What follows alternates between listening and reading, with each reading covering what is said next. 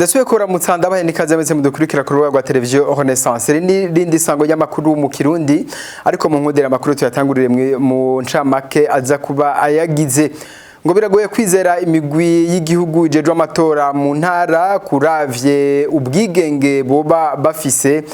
Ivyo bikaba bivugwa n'amashira hamwe yigenga mu Burundi mukaza gukurikira muri aya makuru Justine Nkurunziza arongoye urunani rw'amashira hamwe akurikiranira hafi ikibazo c'amatora. Nayo uyu musi kuwa kane harengutse umwana w'umunyeshure yaheruka gukora indirimbo igipolisi kikamwagiriza yuko iyo ndirimbo ititura akaranga ku Burundi muraza kukurikira umuvugizi w'igipolisi muri ano makuru.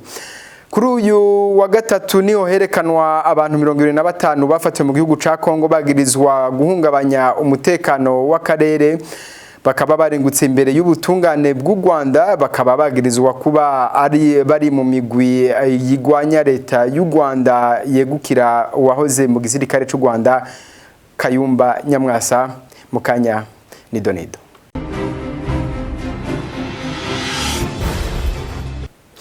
Ndasubiye kubaramutsa ngo nta cizera abantu bashobora kugirira imigwi ijejwe amatora mu ntara yaraye irahiye ikaba yarahiye kuri uyu wa kabiri bikaba bishikirizwa na Justine Nkurunziza arongoye ishirahamwe COSOM rihuriye rikurikiranira hafi ibijanye n'amatora akavuga ko umugambwe CNDD-FDD udashobora kwemera ko amatora kugwa ku mugaragaro. Kurikira Justine Nkurunziza arongoye urunani COSOM. Ngo murazi kuva gatangura processus yose gitangura ibintu byagiye n'ibintu atamuco urimwo cyane cyane ibintu ubona yuko bakoresha ibintu by'inguvu mu bintu byose biranga amatora meza demokratike nta kintu na kimwe gushika uyu munsi barakurikiza kuko urabona ibintu byose babigira bisunze umugambi uri ku butegetsi gusa. Murazi yuko imigambwe myinshi iguma yidoga ko itarimwo imico myinshi y'abantu bifuza no gukurikirana ayo matora ntibarashyizemwo. Usanga rero abo bantu bose ari abantu bo muri uwo mugambi uri ku butegetsi CNDD-FDD canke abantu bawuyoboka niko ibintu bimeze. Nico gituma rero tukavuga ngo ntibahengana kuko urabona nk'umugambi nka Frodebu wagumye uri ku rubuga ntiwovuga ngo bari barahunze ngo ntibagire iki. Umukuru wayo yagumye ari ku rubuga kandi akurikirana ivya politiki. Kuvuga yuko utashizemwo nk'abo bantu bica bitera amakenga rwose kandi noneho jewe nibaza ko ata makenga arimwo kuko abo bantu b'abasendede ibyo bakora byose babikora babizi bakabikora n'ibigirankana kandi bo bavuga bati bashake bangare wankayangare bya bindi abana bavuga ati ushaka yangare wankayangare ndazikora nje mfite kuco nshaka gusa nta kindi kuko urumva ayo masepi n'umwanya wo guha akazi abantu babo n'umwanya wo kunezereza ba bantu babo bakora. Urumva rero iyo migambi nyene iri mu Burundi ya opposition batayishizemwo nta kintu wovuga ngo bariko barakora kuko bategerezwa gushiramwo bose kugira ngo baze bacungera amatora ntabe ubusuma. Mugabo urabona bo ko bagira ukuntu ahubwo bariko baritegurira bwa busuma neza. Amakuru n'ubu turayabandanya kuri uyu wa kane niho umuririmbyi w'umurundi Orege Mbaraka yarenguka imbere y'ubutungane bwa leta y'u Burundi yagirizwa kuba yarakwegeye urundi gwaruka mu buhumbu biciye mu ndirimbo yaririmbye yitwa Délégué Général. Amasanamu y'iyo ndirimbo akaba yaramaze imisi yiganje ku mbuga ngurukana bumenyi mu misi heze. Igipolisi c'u Burundi kimenyesha ko kigiye kubandanya amatohoza kugira kimenye abari muri ico gikogwa bose hama bahanwe hakurikijwe amategeko. Kurikira Petero Nkurikiye avugira igipolisi c'u Burundi.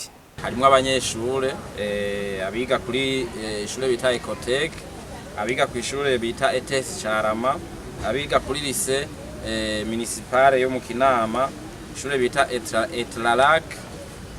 Etlac Carama, lycée municipale yo mu Kanyosha. Naho rero kuri iryo shure nyene ry'abakongomani yabikoreye akaba mbere yarafashijwe mu vy'uburyo n'uwundi muntu yita Snoke ari mu mugwi bita Overdo Team. Abo bakaba bari mu bamufashije kuronka amafaranga. Igikorwa c'amatohoza kiracabandanya kugira ngo abantu bajya bategetse bari rya shure bajya bazorondegwa babazwe hanyuma aba bana bose bakinye muri no ruririmbo nabo nyene bazorondegwa babazwe ama baheze bahanwe kuko amategeko aratomoye iki cyaha ibyaha yagirizwa ni ibyaha byo gukwegera abantu mu buhumbu hamwe n'ibyaha byo guhungabanya imico n'akaranga ikirundi. Nayo mu gisata c'indero ibanki yo kwisi yose iriko irafasha ubushikiranganje bw'indero mu bijanye no kwigisha bigisha mu myaka ya mbere y'amashure shingiro. Joma Edouard umuvugizi w'ubushikiranganje bw'indero akavuga ko iyo mfashanyo yatanguranye n'umwaka w'ishure 2019 ushira umwaka wa 2020. Joma Edouard: Leta y'u Burundi yararonse imfashanyo y'Ibanki y'Isi yose yaje gufata leta mu mugongo mu ishigwa mu ngiro ry'umugambi tumaze imyaka dushira mu ngiro, umugambi w'ishure shingiro. Uyu mugambi nawe ubu ukaba watandukiriye mu mwaka wa mbere w'ishure shingiro kuva mu ntango z'uno mwaka w'ishure. Muri iyo ntumbero rero uwo mugambi urafise ibyo twokwita inkingi zijanye n'ibikorwa uwo mugambi uzorangura. Imwe muri izo nkingi rero niyo gushigikira abigisha mu kubakaririza ubwenge no mu kubegera kugira ngo babafashe izo ndinganizo nshasha z'inyigisho bashobore kuzitahura no gukora bisanzuye. Ni muri iyo ntumbero rero hatunganirijwe ibikorwa by'inyigisho byo gukoresha ubwenge abigisha mu mwaka wa mbere byabaye mu makomine yose agize igihugu cyacu ko ari 119. Hanyuma abigisha bakurikiye izo nyigisho bararenga 9,000, harimo n'abayobozi barenga 4,000, mbere na bamwe babunganira twita abametre responsable. Izo nyigisho rero zaratanzwe zamaze imisi 14 kandi zagenze neza hose mu gihugu cyose. Mu gisata c'inkino naho inama nshingamateka y'u Burundi yararengukishije umushikiranganje w'imico kama n'inkino kugira bamubaze kubijanye n'igisata c'inkino.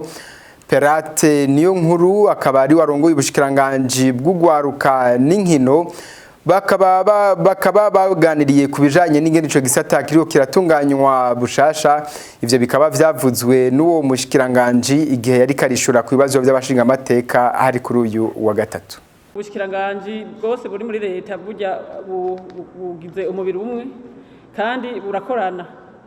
Byerekana twebwe abanonotsi dukoresha uno munsi mu kwinonora imitsi sabo dufise indani mu bushikiranganje honyene, turakorana n'ubundi bushikiranganje.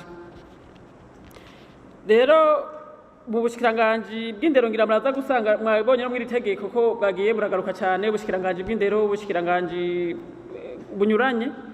Rero mu ibi byo kwinonora imitsi iyo bariko batunganya ama competition canke harimo amasuzuma y'amahiganwa canke bariko bategura abakinyi mu bushikiranganje bujejwe indero, twebwe hariho abahinga biwacu baheza bakagendayo hanyuma bagaheza bagakorana, ndetse niyo twebwe na twebwe bishitse tukarungika abakinyi babagiye guserukira igihugu hanze. Rimwe na rimwe hari igihe muzosanga twarinze kwandikira umushikiranganje ubucanke buriya kugira buduhe na bariya. Ni naco gituma igihe twariko turadondagura ubwoko bw'inkino canke bw'amasiporo mwabonye ko harimo n'amasiporo yo kwishuri.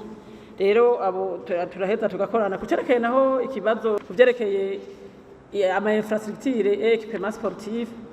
Ni kibazo muri rusangi da twebwe tubona ko gihari cyane gose, kuko ikibazo cyaho binonorera imitsi byaba ibibuga canke n'inyambaro zikwiye kugira ngo uno munsi ugwaruka canke abakeneye bose kugira ibikorwa byo kwinonora imitsi canke kugira siporo bashobore kubikora. Dusanga icyo kibazo ari kinini cyane kuko nta infrastructure sportive dufise akwiye. Rero uya ubushikiranganje ico bugiye gukora bugiye gufata abo bose vyega kugira ngo no munsi dushireho umugwi uzodufasha kuraba ukuntu ico kibazo cova mu nzira. Imbere yuko dusozera aya makuru urubanza rw'abantu 25 bagirizwa ko bakorana n'imigwi yitwaje ibigwanisho mu gihugu ca Kongo gwaratanguye kuri uyu wa gatatu i Kigali ku mugwa mukuru w'igihugu c'u Rwanda. Muri urwo rubanza bakaba baregwa ko bakorana cane n'umugwi RNC wa Kayumba Nyamwasa. Abo bantu 25 bakaba bagizwe n'abanyarwanda, abarundi hamwe n'abagande. Iyo nkuru tuyibaza Thierry Bigirindavyi. Abenshi muri abo bagera ku 18 baja aho muri Kongo bavuye mu Burundi, 8 mu Buganda, umwe muri Kenya, uwundi umwe muri Malawi. Abava mu Burundi barazwa mu hoteli yitwa Transit Hotel. Muri abo 25 harimo abarundi 4, abaganda 3, abandi bose bakaba ari abanyarwanda. Bose ngo bahurira muri Kivu y'ubumanuko bagategekwa kuja muri Kivu yo mu buraruko ahitwa Imasisi, aho bafatiwe n'igisirikare ca Kongo, naco kikaba caciye kibashira mu mino y'u Rwanda. Bakaba bategerezwa kwishura ku birego 4 bijanye no gukorana n'imigwi yitwaje ibigwanisho. Mu kwinjira mu mutwe w'ingabo zitari ingabo zemewe n'igihugu, icyo kikaba ari icyaha giteganywa kandi kiganishwa ingingo ya 200 itegeko nimero 68 bari 2018 ryo kuwa 30 z'ukwezi kwa 8 2018 riteganya ibyaha n'ibihano muri rusange. Icyaha cya kabiri baregwa kandi ubugambanyi ku cyaha cyo kugira nabi ubutegetsi buriho, icyaha giteganywa kandi kiganishwa ingingo ya 20 na 202 z'itegeko rivuzwe haruguru. Icyaha cya gatatu kikaba kugirana umubano n'izindi nzego za leta byo mu mahanga hagambiriwe gushoza intambara, kikaba ari icyaha giteganywa kandi kigahanishwa ingingo y'193 y'itegeko ryavuzwe haruguru. Icyaha cya 4 ari nacyo cya nyuma no kurema umutwe w'abagizi ba nabi. Uko ari 25 ngo bafashwe bagiye mu gisirikare c'urunani P5 rugizwe n'imigwi 5 yitwaje ibigwanisho igwanya leta y'u Rwanda. Ugo runani rukaba rurimo na RNC ya General Kayumba Nyamwasa ari nawe rurongoye. Nino kuri inkuru ya Thierry Bigirindavyi dusozereye kamakuru twari twateguye kubashikiriza. Amakoze mwese kudukurikira naho kwisango rikurikira mugira amahoro iwanyu.